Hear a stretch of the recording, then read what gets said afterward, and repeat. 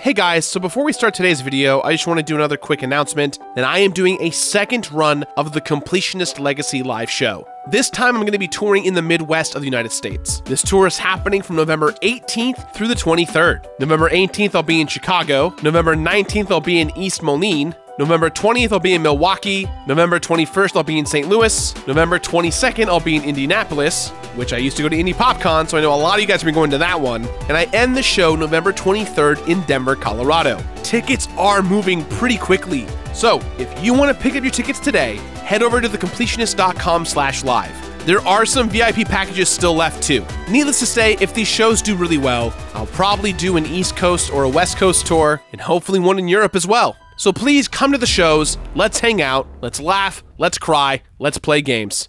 I'll see you guys there. Remakes are inherently weird, especially when they come out decades after the original. As the player, I want something more than just the exact same game with a new paint job. But if the original is a classic like Link's Awakening, I also don't want the developers to mess with it too much and ruin a good thing. But with an adorable and whimsical new art style that somehow increases my nostalgia for this game instead of diminishing it, and a couple of new cool sounding additions like a dungeon builder, I am happy for the excuse to recomplete one of my favorite Zelda games of all time, The Legend of Zelda: Link's Awakening for the Nintendo Switch.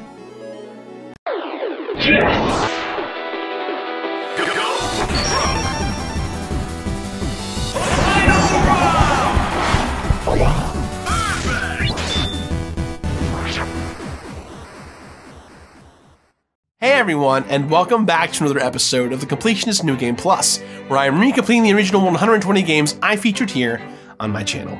I'm excited about this one, because I get to combine the nostalgia I feel for the original with the excitement of getting to dive into a new Zelda game. I loved Link's Awakening when I originally played it, and it's honestly in my top 5 Zelda games of all time. And the new remake for the Nintendo Switch looks freaking adorable, with an art style unique to the series and all sorts of small little changes that I hope will streamline the experience of replaying this already fantastic game.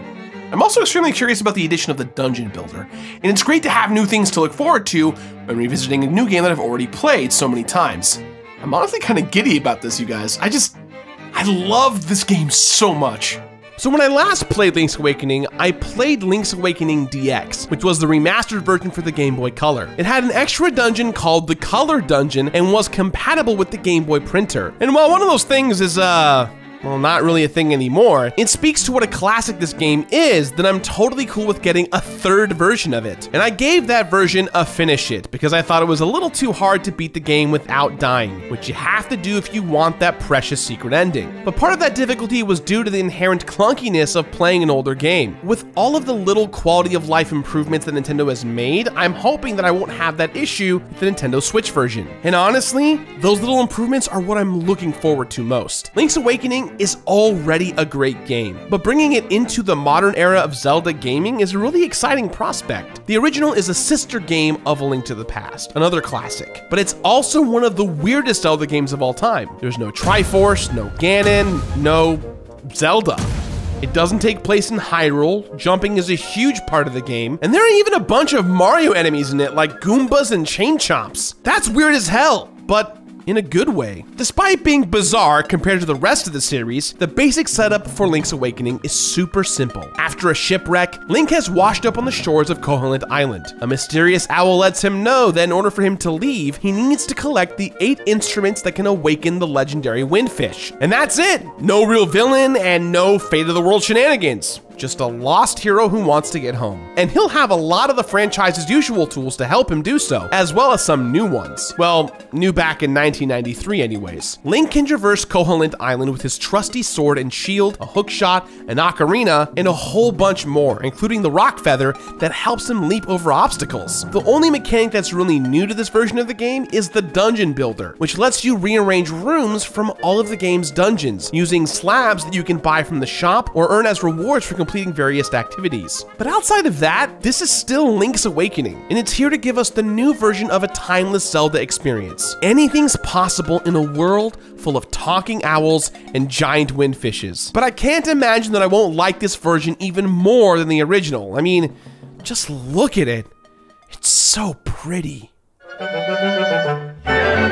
The art style that Nintendo chose for the Link's Awakening remake is unique even amongst the series. It stands apart from the old school Zelda aesthetics, but also from the Wind Waker-esque hand-drawn vibe that characterizes most of the modern portable Zelda games. But Link's Awakening's toy-like cutesy aesthetics are shockingly expressive and allows the relatively simple story to pack even more of an emotional punch this time around. Zelda is a franchise with a huge amount of nostalgia and significance, not just for me, but for many people. So when I played Link's Awakening for the very first time, I already went in with a certain level of investment. And when booting up a Zelda game, even one you never played before, you've already got a pretty good idea of some things that you can expect to find. There will be dungeons and boss fights and lots of stuff to collect. So while this game definitely has all of those things, the ways in which it deviated from the Zelda formula also allowed for a sense of discovery. For example, obviously I think most Zelda games should probably have Zelda in them, but Link kinda has a love interest in this one, Marin,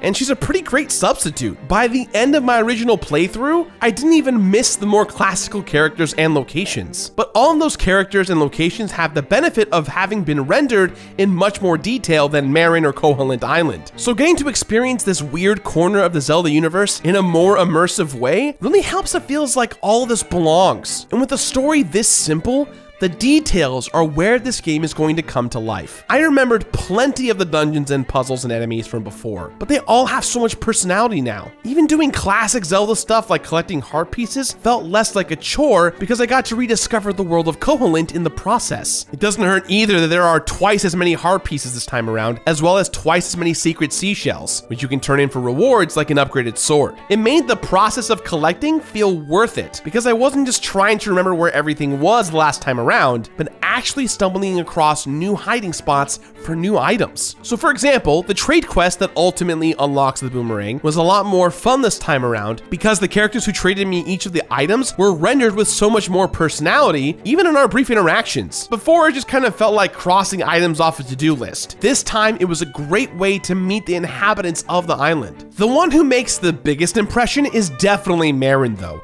and Link's Awakening for the Nintendo Switch really sells her feelings for Link within the story, even with her limited amount of screen time. Okay, so there have been a lot of complaints about the game's visual frame drops, which are actually a result of the Nintendo Switch hardware rather than the game itself. This has something to do with the fact that when the Switch goes into power save mode, the RAM doesn't quite sync up with the hardware and software. You ever notice how things look really bad in Hyrule Warriors Definitive Edition? The same happens in The Messenger. It's an annoying problem that happens, but it's not exclusive to those games. It happens here with Link's Awakening. The best way to take care of this is to power down the Switch full stop. And when you pick it up again, be sure that you reset your Switch already. But in my eyes, this is worth the trade-off of getting such a comprehensive visual upgrade. In the version of the game for Game Boy Color, there were a series of photographs you could collect and print out, and it was honestly kind of weird. Although I wasn't surprised to find that the feature had been cut from this game because it's not the 90s anymore, I was surprised to find that some of those photographic moments had turned into little cutscenes where the game slows down for a second and focuses in on the relationships of our characters. It was very emotional and cool, and I didn't even have to print anything. It's good that the new art style is more immersive because this game is probably even quicker and easier than before. Beating it without dying was a huge pain last time, but this time around I managed it on normal mode without much trouble at all. Of course, hero mode did give me a little bit of trouble. There are no hearts to heal you in this mode, so you have to go through the whole game as a fragile little baby and play much more defensively. It's hard, but actually a bit easier than it sounds, which I credit to the little quality of life changes that led to fewer frustrating preventable deaths this time around. For instance, the sword and shield are permanently mapped to specific buttons this time, which doesn't seem like a huge change when we're talking about Zelda, but I can't tell you how many times I died last time around because I was switching items around and forgot which button was my sword. It was kind of a bummer. But now that the game has fewer of those struggles, it allows for even more of a relaxing and nostalgic experience. It's all just so chill. The cool, breezy island setting, the quick and bite-sized dungeons, even the game's super weird sense of humor, like the boss who's just a face on the ground. That guy's weird as hell, but at least he's living his best life. And I've seen a lot of people online getting frustrated by the crane game that you can play to try and grab certain items. And even that wasn't too much of a pain once I figured out the new physics. I don't know that we needed super realistic crane physics in this game, but whatever. After each dungeon, you can use the crane to get a new figurine for someone in the town. That's pretty adorable. Most of those figurines are of Mario characters, and the game also features Mario enemies in some of the more side-scrolling sections. Oh yeah. There are still side-scrolling sections, which I still think is a little weird, but they're infrequent enough that they don't ruin the flow of the game. I still think it's hilarious to see Goombas in a Zelda game, but it really fits in with the playful, nostalgic vibe of the game. I wasn't expecting to have a majorly different reaction to this game than I did last time, but all of the little changes in the new visual style really add up to something more. I already loved Link's Awakening, but now I get to immerse myself even more and love it for new reasons, like being able to experience the sweet, adorable story without worrying as much about not dying. And although all those little changes are great, and I'm super into the new visual style, I wish I had a stronger reaction to the remake's brand new ideas like the dungeon builder, which are awesome on paper, but the game doesn't really commit to them hard enough or push those new ideas as far as it could. All right, now I'm not saying I wanted more fishing or anything, although I do appreciate the addition of what I now consider a Zelda staple, and you best believe I caught all those fishes. And I also didn't necessarily need a brand new dungeon like they added for the DX remake on Game Boy Color. Though I was glad to see that dungeon come back because it's pretty quick and fun, even if the idea of puzzles based on colors isn't really novel anymore. But the dungeon builder should have been this game's big addition, the thing that sets it apart from the original, from the other Zelda games, and even from other dungeon crawlers, especially in a world where so many of them are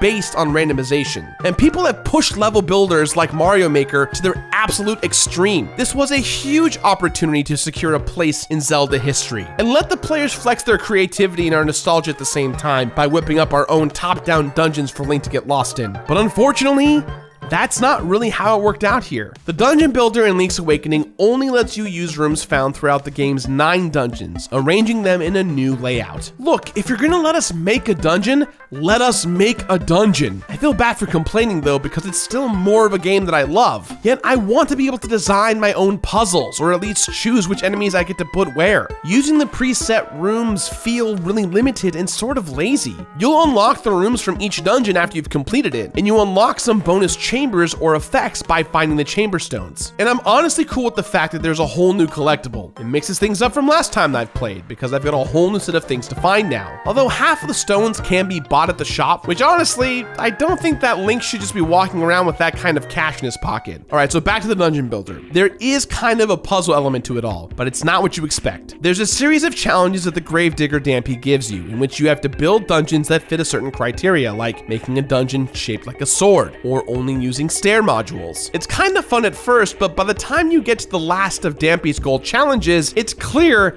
that there's not so much variety here. And that's bad too, because the idea there is really cool. Completing dungeon building challenges so you can have more pieces to build your dungeons with is a solid foundation. But since you're just using a set number of pre-existing rooms, the completed dungeons don't end up having any real personality. It's reasonably fun, but it falls short of my dream of designing crazy dungeons to subject my friends to. There's also a little bit of a weird trading element where you can load your dungeons up on an amiibo and give them to people to play. Even that feels half-assed. Just allow full uploading of levels like with Mario Maker, you know? There are some extra dungeon rooms unlocked with amiibo as well, but the only really interesting one is from the specific Link's Awakening amiibo, which gets you the Dark Link effect, and it's exactly like it sounds. As you navigate through a custom dungeon with this effect, Dark Link will chase you around, which is actually pretty cool. But even then, it makes me wish that there were more of these unique effects with elements pulled from throughout Zelda history. And they started to do that in this game, but they kind of dropped the ball pretty quickly. Now look, I try to judge a game based on what it is, rather than what I wish it was. But I'll admit, I got my hopes up when I heard there was going to be a dungeon builder. And Link's Awakening is a great game all on its own, so I'm thankful that we got this little bit of extra material to add some value to an otherwise pretty short game. I definitely did all of the challenges and even enjoyed them, but I still wish we would have gotten the dungeon builder of my dreams. So why is this game so important to me? Well, for starters, I grew up playing this game when I was on the go a lot in the Game Boy. But more importantly, when I started to fall in love with games again, I was in college. And while I was in college, I used to follow this MC that I liked a lot, known as MC Lars. Fast forward now to 2019, and I realized that my circles run very close to his. So I reached out because I wanted to collaborate with him, especially because when I was in college, I was replaying Link's Awakening and listening to his album, The Graduate.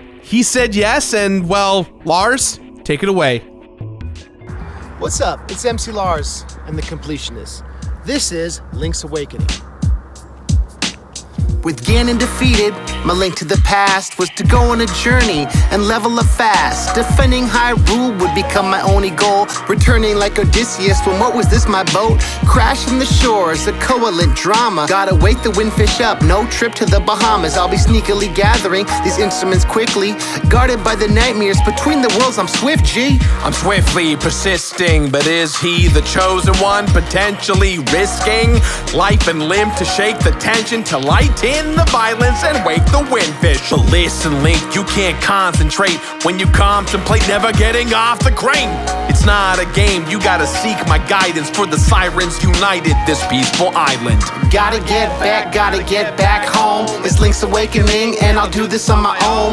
Gotta get back home. A dream within a dream that I'm hoping is my own. Gotta get back home. It's Link's awakening and I'll do this on my own. Gotta get back home. A dream within a dream that I'm hoping is my own. 1, 2, 3, 4, 5, 6, 7, 8. Sirens I'm defeating, hoping that it's not too late.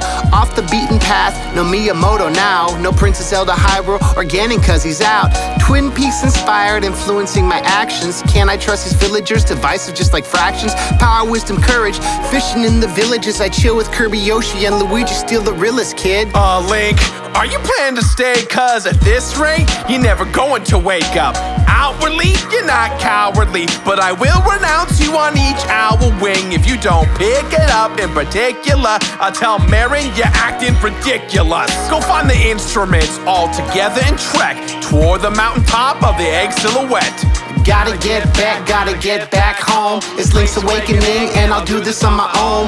Gotta get back home. A dream within a dream that I'm hoping is my own. Gotta get back home. It's Link's awakening and I'll do this on my own. Gotta get back home. A dream within a dream that I'm hoping is my own.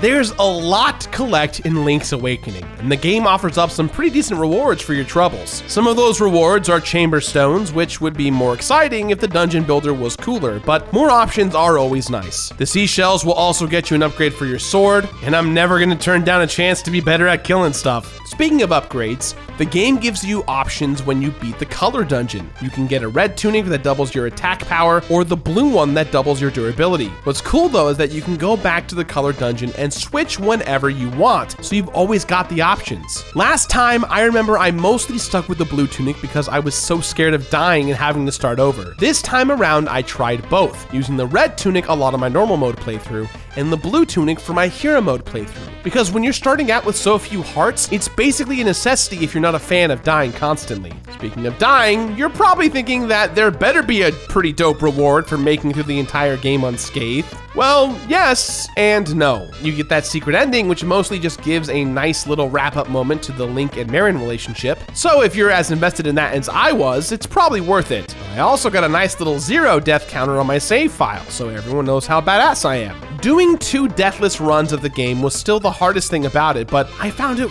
way less stressful this time. It's mostly because they gave us so many extra heart containers. The game is still pretty short, even with the extra material, and I had to be extra careful with the few points, but in the end, I made it through pretty easy peasy. And even with all that, it never felt like work. Link's Awakening is one of my favorite games, but it's even more beautiful and immersive, so doing every single thing was a great way to prolong that experience. I didn't think I could love Link's Awakening more than I already did, but, well, here we are. While I completed Link's Awakening for the Nintendo Switch, there were 0 deaths, which is a number I also got last time after a couple of restarts, but the process was way less scarier this time around. 32 heart pieces and 50 secret seashells collected, which is double the amount I had to get before. And I guess it was technically 100 seashells and 64 heart pieces if you count hero mode. I didn't mind it though, because I got to explore the weird adorable world while I searched for them. 14 chamber stones, or in this case 28 chamber stones collected across both playthroughs, half of which were purchased for a truly exorbitant amount of rubies. These weren't something I had to worry about on my first playthrough and were probably the collectible that required the most work. 28 hours of total playtime between my 2 playthroughs and the dungeon builders. That's over double what it took me last time, thanks to the extra material. And 0 pictures printed out on the Game Boy printer because it's not 1995 anymore. Although, you know, sometimes I kind of wish it was. So there you guys have it. Not only do I still love Link's Awakening, but I probably love it even more now. The new art style is adorable and sweet, and just really lovely. And while the dungeon builder didn't live up to the in-depth dungeon creator that I still long for, it's definitely worth doing and completing all of the challenges it has to offer. Even doing a deathless run is worth it this time around because it will help you maximize your value for the game. It's a short one that's fully priced. So if you're willing to wring every drop of it out of it, you'll be rewarded here. So with that in mind, guys, I give this game my completionist rating of complete it. Complete it! That's all the time we have for today, guys, so please, as always, let me know what you thought about today's episode somewhere on the internet. If you like the show, do me a favor, hit that like button on this bad boy. Leave a comment down below on what games you want to see me complete on New Game Plus. And hey, speaking of New Game Plus, I stream all the time over at twitch.tv/thecompletionist. One more time, that's twitch.tv/thecompletionist. A big thank you to MC Lars, the legend. Guys, I've been a huge MC Lars fan for pretty much half my life, and the fact that he reached out to work with me on the music video that's in this episode was something super special. Please go check him out on all music services and YouTube. He's a great guy. I highly recommend him. And that said, guys, we'll see you next week for the brand new episode of The Completionist. Bye!